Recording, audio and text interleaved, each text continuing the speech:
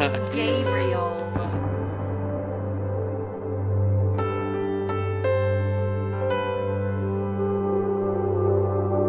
It shall come to pass in the latter days that the mountain of the Lord's house shall be established on the top of the mountains, and shall be exalted above the hills, and all nations shall flow to it.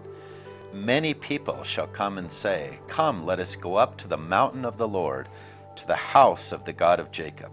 He will teach us his ways, and we shall walk in his paths. For out of Zion shall go forth the law and the word of the Lord from Jerusalem.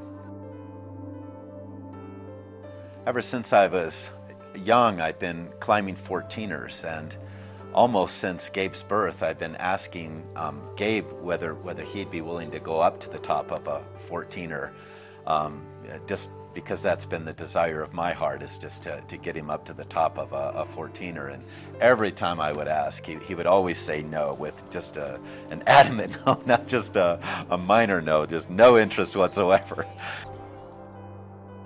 We recently got a letter from Gabe's great aunt that was just, the letter was talking about an article that she came across in a paper where a church had kind of adopted a mission that a family was stepping into to bring their son up to the top of a high mountain. And the article was just about all the details of bringing this boy up to the top of the mountain. So we shared the article with Gabriel, and he got excited about that. And so I asked him at that point, okay, so would you want to go to the top of a 14er? And he said yes, and he was excited about that. So that sort of started this journey of us taking up God's summons to bring Gabe to the top of a 14er. The word that describes Gabriel, there'd be two words, love and joy. Forgot about right back here. Gabriel's a little boy who can't talk on his own, he can't walk on his own, he can't sit up, he can't hold his head up for very long, he can't eat on his own, he's G-tube fed, and you would think that all of these outward things would be great reason to be depressed and discouraged and unhappy. But that has not been the case.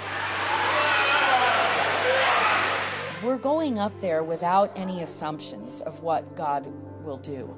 For all of his goodness to pass before us will look different for everyone. What we care about is that everyone that ascends that mountain, particularly Gabriel, would encounter the Holy One in some significant way. And we're not going to dare to put an equal sign where we think it goes, to say what that's going to look like.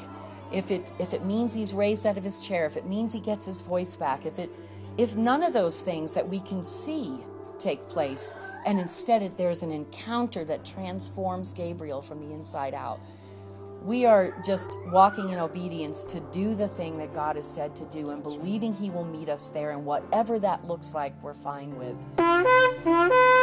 If we could put a subtitle to this whole thing that we're doing in the website presentation you're seeing, it would be Gabriel, blow your trumpet. There's something prophetic and symbolic in that. The shofar was blown in ancient days as a warning, also as a call to battle, as a call to arms, as a call to a common assembly before the Holy One. So again, so rich in meaning. So as I look at the story with Gabriel, this is so symbolic and rich in that this is an hour where God desires to restore the healing ministry of Jesus Christ to the earth. July 4th of this coming year, 2012, we're going to be carrying Gabe up to the top of Pikes Peak, and we're just inviting anyone who wants to join us in this journey to join with us and bring Gabe to the top of the mountain so that we can just experience the glory of God and take in whatever he wants to pour out.